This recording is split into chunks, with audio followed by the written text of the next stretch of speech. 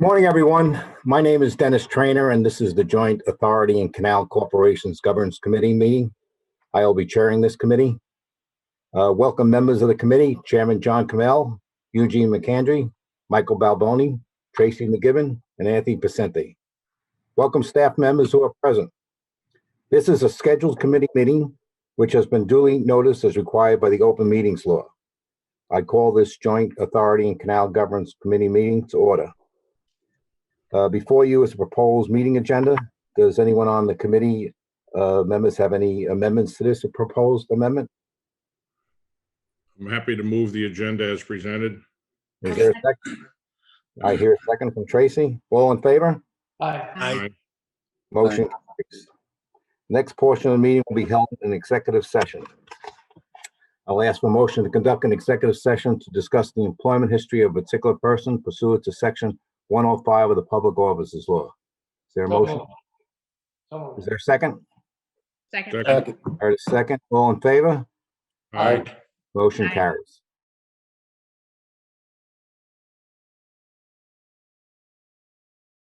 Thank you. We're back, and I'd like now to ask for a motion to resume the meeting in open session. So move.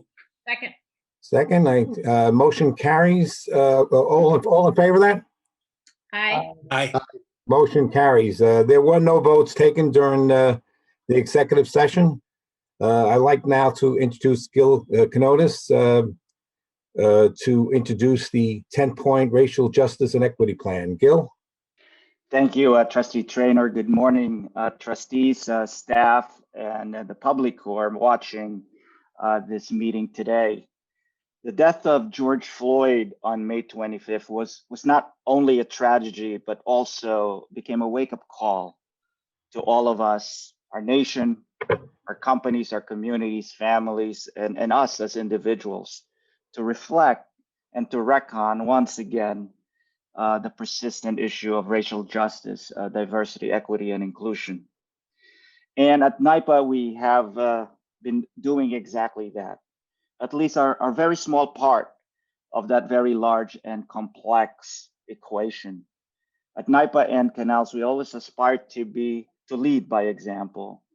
So we formed a team right away to work on this issue with several listening town halls with our employee resource group and our employees in general, and have been developing a plan that we first submitted to you in July, including our partnership with the American Association of Blacks in Energy, and a follow-up to that plan in our September board meeting.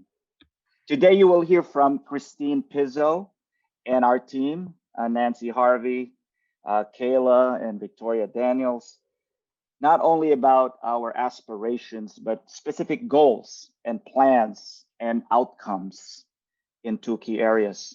First are the investment that we're going to be making in ourselves in the spirit of continuous improvement in the diversity, equity, and inclusion. The second area will be investments in our communities and society at large. And they can be broken down into two sub areas. The first area will be how we will channel at least $500 million in customer energy solutions to benefit disadvantaged and environmental justice communities and to create jobs and opportunities to the members of those communities. The second area is we would like to endeavor and double our procurement of goods and services from MWBE firms from an average of $80 million a year to $160 million a year in 5 years, which is ahead and faster and bigger than the state's MWBE goals. So with that, let me give it to Christine and the team to present our plan. Christine. Thank you, Gil. In July, as Gil said, we presented you with a 10-point plan, commitment toward advancing diversity, equity, and inclusion, both internally and externally, and promised to come back to you with a framework to realize that for approval. In September, the leaders of the Office of Civil Rights and Inclusion, Supplier Diversity, and Environmental Justice presented those plans to create a more diverse workforce, advance opportunities for minority and women-owned businesses in the supply chain, and create opportunities for underserved communities. In that meeting, you challenged us to do what NYPA does best, to dig deep, to do more, and come back to you with a plan that represents the depth and breadth of this commitment. Next slide. Next slide, please. Next slide, please.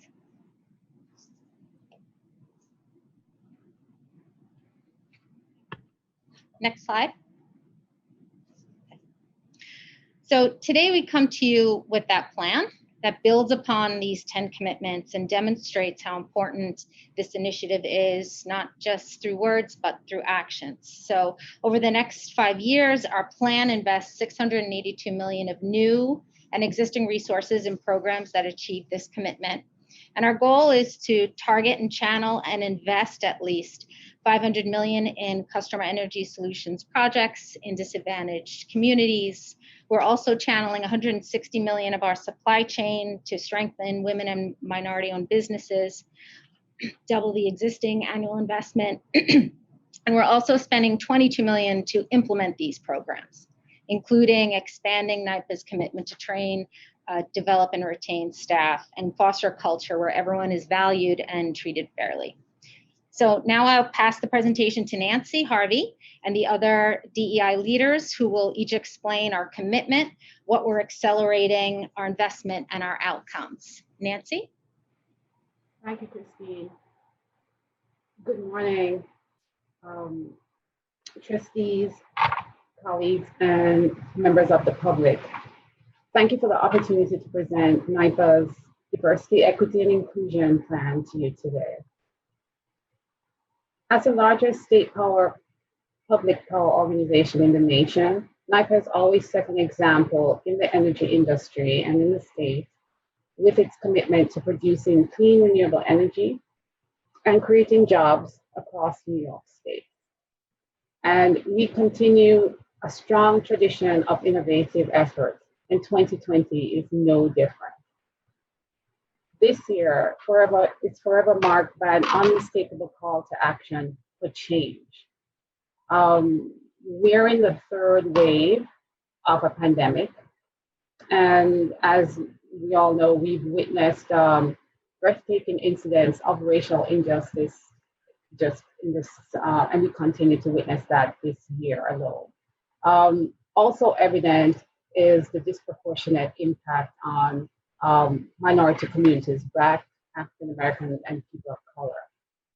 So with that, since June, we've all been asked the question about what we can do in NYPA to do our part in this social change and move from thought to a company that's doing action. So since June, as Bill and Christine mentioned, we've been challenged to double our efforts to build a talented and diverse workforce and a culture that is welcoming and inclusive across NYPA and Canal. So during our last meeting, we presented a comprehensive 10-point diversity, equity, and inclusion plan that was led by a steering committee in collaboration with employee resource groups, with subject matter experts, and cross-functional business units. The 7 internal-facing commitments managed by the Office of Civil Rights and Inclusion were designed to, 1, cultivate an equitable work environment in which all staff has a fair opportunity to reach their fullest potential, and 2, establish and ensure processes, procedures, and policies that enable diversity, equity, and inclusion. And the two are intricately linked because you need mindset and behavior to shift in order for the policies and procedures to work and for everyone to be treated equitably and fairly and feel included. Organized around accountability, transparency, and education, these 3 key principles, they're not just about doing the right thing, but they're also a strategic business priority that will lead to creativity and innovation by a workforce that reflects the communities in which we live and work, and most importantly, a workforce that is engaged and feels valued and heard. Next slide, please. So challenged in September to ensure the plan was as aggressive and as robust as possible. The plan was further accelerated and broadened to launch targeted initiatives and programs for career development and expand training and development to ensure a culture of growth and staff that can communicate with each other effectively. Next slide, please.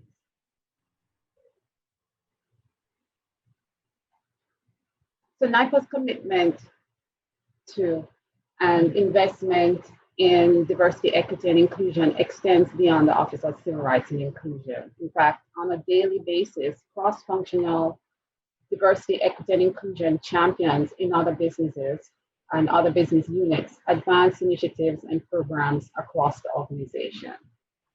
In doing so, and we continue to do this over the next 5 years, we will achieve such values and aspirational goals for an incremental budget investment of $7 million. Next slide, please.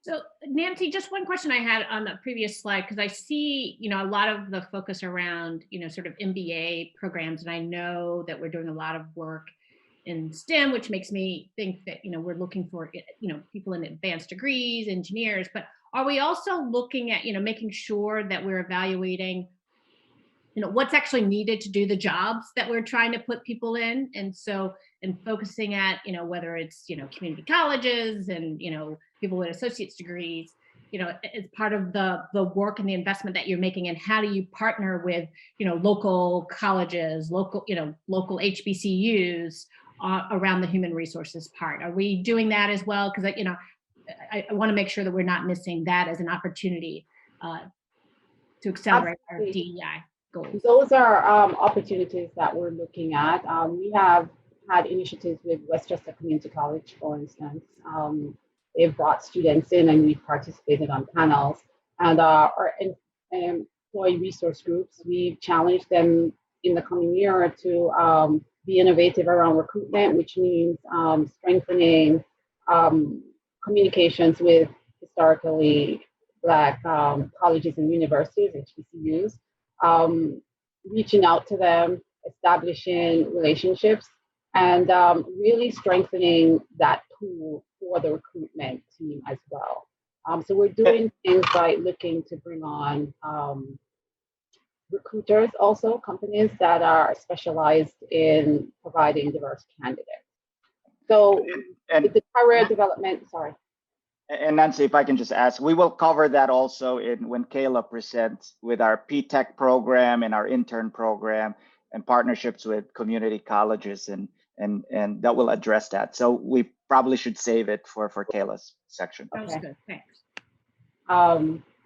So on the next slide. So diversity, equity, and inclusion plan presents a path for the next 5 years where NYPA will establish diversity, equity, and inclusion as a value and identify it as a priority in Vision 2030. However, implementation has already begun. The HR department is currently working on a career pathing framework, and they've engaged organizations to develop values that include diversity, equity, and inclusion. The Office of Civil Rights and Inclusion has also been working with talent development, and we recently launched a training for all people managers, and it's aimed at mitigating bias in the annual performance reviews for a more effective and motivating experience for the managers, but also more importantly for their direct reports. We've developed key performance indicators and refreshed our baseline metrics and analysis, which we expect will grow and expand as the programs mature. And as I mentioned, we've engaged in the employee resource groups, activated them around the tentpole of recruitment, especially to focus on it in the next year and be innovative around partnering with talent acquisition. So through our efforts, everyone will see themselves as champions and leaders of diversity, equity, and inclusion. The goal is that everyone will feel empowered to make change within their sphere of influence. Certainly, people of color will see themselves reflected across NYPA's workforce and leadership, and in so doing, they will want to join our ranks to innovate and strive. So now I will pass the presentation to Victoria Daniels to talk about our supply diversity commitment. Thanks. Good morning. Thank you, Nancy. Good morning, Mr. Quiones. Good morning, Chairman Comel, trustees, and the public. Thank you for allowing us to return to present before you today.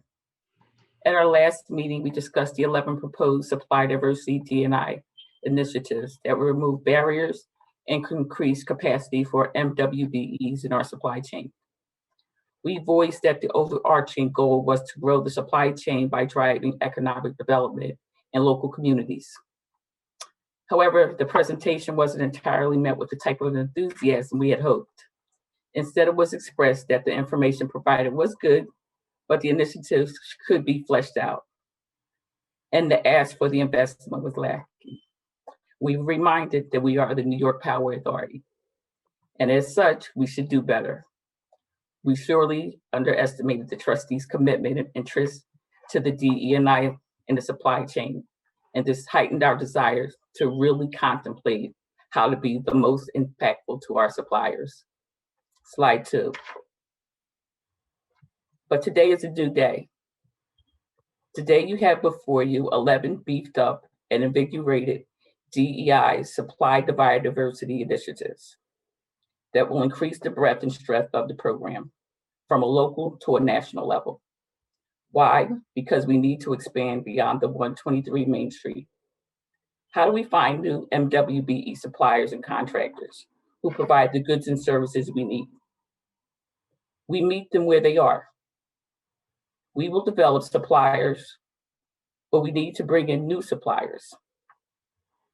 As you've heard me say before, NYPA has been good at collecting compliance from subcontractors, but we've never delved into business development. We can now, and it's so important today. We hear about phase 2 in this COVID world that we're living in, and the toll it's taking on our small businesses and the communities where they reside. These may be the same small businesses that we need. They need us, and we can help them. We can help them by collaborating with not-for-profits and the local economic development organizations, by creating MWBE educational programs and academies, by expanding our networks locally and nationally, by increasing and developing partnering opportunities with our existing supplier base, to develop true mentor-protege programs with full blown out training components that can be available virtually and in person throughout New York State. Some of the things that we haven't considered before. Slide 3. We know the issues facing our small businesses, who sometimes tend to be MWBEs also. It's insurance and in bonding. We're working with our insurance group to expand our owner-controlled insurance program called OSIP. This will allow more suppliers to bid and participate on our projects, equating in fewer single and sole source awards.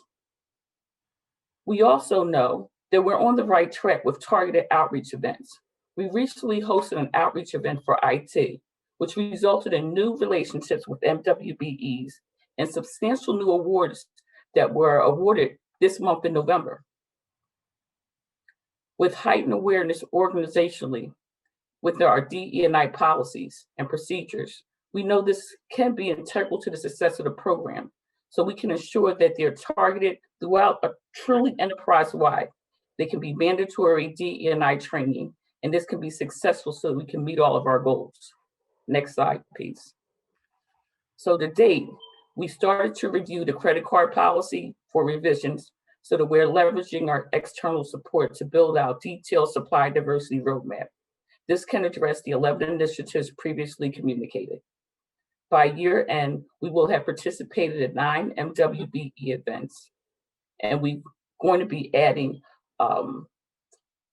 finishing up, I should say, 8 supply diversity webinars to NYPA.gov. Our future outcomes that will be realized will be impacted and beneficial to NYPA. We will have completed the goal of modification to our policies and procedures to remove barriers and assist firms in increasing the capacity of their businesses. We will have decreased the amount of single and sole source awards, awarded more contracts to MWBEs, increased the MWBE spend, and we will have increased our pool of eligible suppliers. We know at the end, those are the things that we're going to do. Although that's relevant and it's important for this 5-year, we'll have an incremental budget investment, and the request is for supply diversity of 12 million. But that's just not for all the things that I just spoke about. The true belief that we can achieve something greater than this increase for MWBE spend. We're requesting this incremental budget investment in the program so that NYPA can create true economic development opportunities in local communities throughout New York State by investing in the education and business development of small businesses. Why do we believe this is important? We believe that if we help the businesses build a firm foundation, they can give back to the communities in which they reside. Jobs can be grown, and so can wealth. These businesses will be ready to become subcontractors to our primes, or even capable of bidding as primes themselves on procurement opportunities. The success of the program will be realized when we can boast that we've helped a firm build, grow, and sustain, and when they too can now look back and help others do the same. NYPA's strength has been community, and we seek to expand that community to include a greater expanse of MWBE suppliers who are not only partners, but potentially a pipeline for our environmental justice and our internal mentoring programs. This is an opportunity for NYPA to continue to be at the forefront of supply diversity best practices, showing that we are more than a regulatory compliance program. To have a program built on a solid business development foundation of community and economic development that partners with environmental justice. Not many, if any, supply diversity programs are moving in this space. We've spoken to MWBEs that work with us. I can mention the names, but that's not important. We've spoken to our suppliers. We've also talked to economic development organizations throughout New York State, specifically in the Buffalo region, in the North Country, where we know that help is greatly needed. All of them are interested in partnering with us, and they're all fervently believe in our mission to bring economic development and growth, not only to MWBEs, but to small businesses that work with us. This is sorely needed, not just for them, but all that reside in New York State. I'm asking you to please help us, help NYPA, and continue to be the supplier diversity shining star best practices in New York State. Thank you. And now I'm passing this on to Kyla Manish. Thank you, Victoria. Good morning. My name is Kyla Mensah, and I'm the Senior Manager of Environmental Justice here at NYPA. I'd like to briefly remind you about the 2 commitments that the Environmental Justice Department has made to support the DEI initiatives. Firstly, we're committing to diversifying the pipeline of future clean energy workers. We presented to you in July a commitment to PTech, which stands for Pathways in Technology Early College High School. As a reminder, PTech students graduate with both a high school diploma and a no-cost associate degree. So NYPA will be joining a network of 130,000 worldwide PTech scholars and industry partners who have made PTech the core of their workforce pipeline. If you remember, PTech starts in 9th grade and really follows the students throughout their high school. And the first step of PTech is actually to do a skills mapping so that the industry partner really looks at the skills that they will require throughout coming up in the future. And they actually invest and build that curriculum with the community college. 90% of PTech scholars are Black or Hispanic, 40% are women, and it's aimed at low-income communities and communities. So we're going to aim it at communities surrounding NYPA facilities. Additionally, we committed to providing higher education scholarships for students who live in the communities surrounding NYPA facilities. Finally, we did develop an enterprise-wide employee service program so that we can share NYPA resources, time, and expertise for the benefit of our host communities. Next slide, please. Next slide, thank you.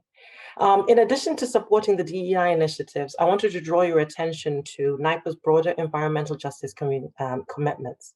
You may be aware that New York State has recently embarked on a number of ambitious climate-related legislation. And this legislation is really focused on benefiting historically disadvantaged communities. It encompasses low-income communities, communities of color, and communities that have historically been subject to negative environmental factors. NYPA workforce and different NYPA departments are involved in the implementation and the work streams that are actually developing these plans for this climate-related legislation. And NYPA is the only agency with a dedicated environmental justice arm. So we are in a unique position to demonstrate corporate responsibility and the prioritization of underserved communities in the just transition to a clean energy economy. As you're aware, our traditional EJ programs provide energy literacy through STEM, through workshops for adults, through energy projects, and all of these programs will be greatly enhanced through these DEI commitments. So we're really excited about an extra robust offering for our stakeholders. Next slide, please.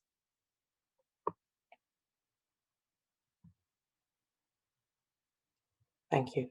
To achieve the goals we outlined, we're investing considerable resources. For PTEC, we'll make an initial commitment to 3 schools in Buffalo, in Queens, and in Herkimer County. Initially, we'll be joining existing PTEC partnerships with a defined curriculum. We're going to try and join schools that already have an energy-related focus. Define the curriculum, existing industry partners. As you may realize, working with high school students, supporting them from 9th grade all the way to 12th, and it's a 6-year commitment. It's new for NYPA, and this is it's a new way of working. So it's going to require a lot of development of internal resources. So this, that's why we're actually committing to establish partnerships, and it will give us the time to develop the career pathways, develop mentors and appropriate internships to support these students. As I said, we'll start with 3 schools, and then we'll grow this commitment to 10 NYPA PTEC schools by 2025. This represents 720 PTEC scholars over that time, and this is approximately 40% of NYPA's existing workforce. We will be working with Victoria Daniels and Keith Hayes to work with both our suppliers and our customers to join us in this PTEC commitment. For our scholarships, we've identified community-based partners. These are existing stakeholders in each region that NYPA has operations. These organizations already have a really great track record of dispersing industry partnerships and also scholarships. We plan to disperse 10 scholarships per year for the first 2 years and build up to 20 scholarships per year by the end of 2025. Finally, for the Employee Volunteer Corps, on top of opportunities to serve, there is also an opportunity to share technical expertise. A lot of our community partners and community-based organizations face barriers to energy project implementation. So we're exploring opportunities for NYPA to share best practice around our clean energy building business. Finally, as Gil mentioned, over the next 5 years, our goal is to target, channel, and invest at least $500 million of customer energy solutions in disadvantaged and environmental justice communities. Through smart street lighting programs, community solar, energy efficiency, and the Evolve New York electric vehicle infrastructure programs, we will prioritize and intentionally seek future opportunities in communities of color and historically disadvantaged communities. And through these programs in commercial operations, NYPA will be promoting energy equity. We'll be providing environmental benefits and significant emissions reductions in communities that have historically carried the burden of industrial processes. Next slide, please.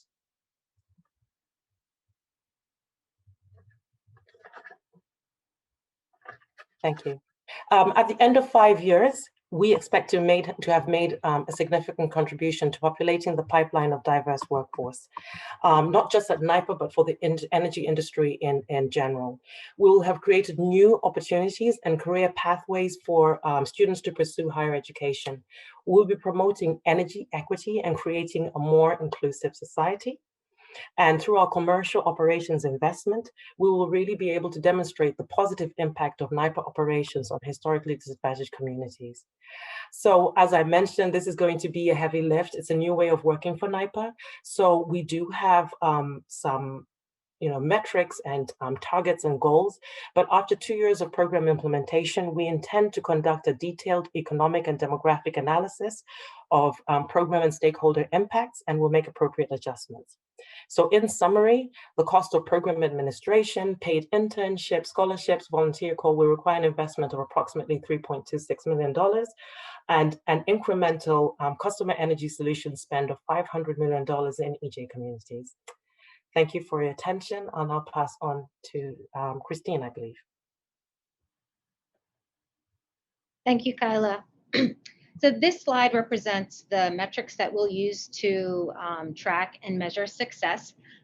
As Kyla had said, that we would have additional metrics in the future based on analysis, and that holds true for some of the other metrics in DEI. So we will come to you next year in Q1 and later throughout the year to present you with additional metrics. The metrics that we have on this page represent building pipelines, demonstrating values, developing staff, growing leadership, and growing scholarship. Next slide, please. Next slide. Thank you. So today, NYPA is asking the governance committee to approve this plan and a budget of $22.3 million over 5 years to achieve our commitments and our outcomes to diversity, equity, inclusion. This investment is intended to have long-lasting impact by giving staff skills they can apply to their careers and in their day-to-day lives, provide MWBEs with economic opportunities that can grow future business, and provide disadvantaged communities with energy efficient infrastructure and educational opportunities to build careers for years to come. So thank you for your time today, and the team is happy to answer your questions. Thank you, Christine. I'm aware of the time, so does any of our committee members have any questions for any of the group?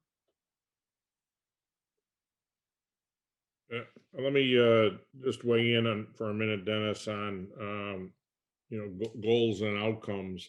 While I appreciate the challenge in developing metrics, as you guys have used the term here, I still think about wanting to ensure that we've appropriately described the expected benefit that we will derive from this, the expected impact on the community. So while I realize there's metrics that need to be developed to measure our progress, I do think it's important that we're clear about the level of impact, the extent of change, how much we're moving the needle, how much we intend to move the needle 5 years from now, or see that needle move. So I'd like to see us better quantify or better delineate what the intended benefits and outcomes of these efforts are, because frankly, I don't want to see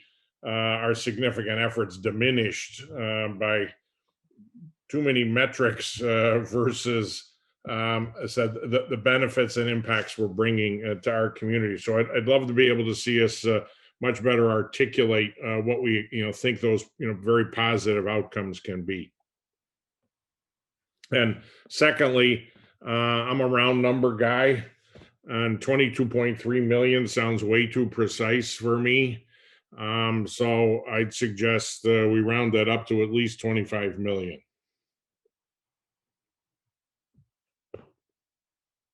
Okay, we will take note of both, and thank you very much for that support. No objection from me. Yep. Yep. So I guess one comment, I didn't know if the judge was trying to make a comment. I thought I saw his mouth moving, but I think this is great. And certainly I agree with the chairman. It's a step in the right direction. And so appreciate the team looking at this from the perspective of what we can do internally, as well as what we can do externally through our supplier and contractor base, as well as how we impact our community. And as the chair says, we being able to say, what we're doing and how it quantifiably impacts the communities in which we are operating. I do want to make sure, and we're probably going to talk about it in January, but I want to flag it for the team, because what I was trying to get at in my question about, how we're engaging internally to bring in, talent and move the needle and accelerate in an exponential way what we're doing at NYPA, as we try to be an example of, the DE&I living and breathing. And so the relationship with not just high schools, although that's important, the relationship with, whether it's affinity groups at local universities, again, impacting our community, as well as HBCUs, is something that I think I'd love to be able to hear more about that, in our next meeting about what we're doing, because it's less about, equally as important what we're doing at the high schools to get people engaged in the STEM areas, but there's work that we can be doing, relationships and partners we can be doing now with those affinity groups at local universities and HBCUs. And so I'd like to hear more about what we're doing for the impacting and acceleration internally of living and breathing, and showing that embedded in our strategy is this DEI prioritization. So thank you. We will do so, and happy to report that our partnership with the American Association of Blacks in Energy will be helpful in that effort as well.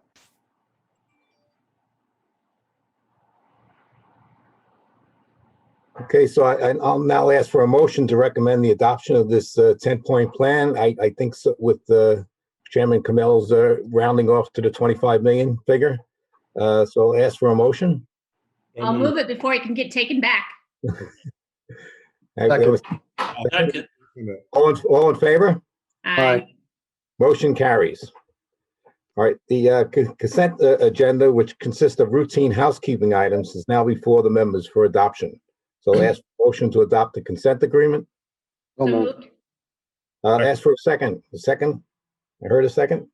Second. All in favor? Aye. Motion carries. Our next meeting will be determined by the corporate secretary's office. Will inform us when the date is confirmed. I ask for a motion to close the meeting. So moved. All in favor? Aye. Motion carries. Meeting's over. Thank you, everybody. Appreciate it. Thank you. See you next week. Thanks, everyone. Take care.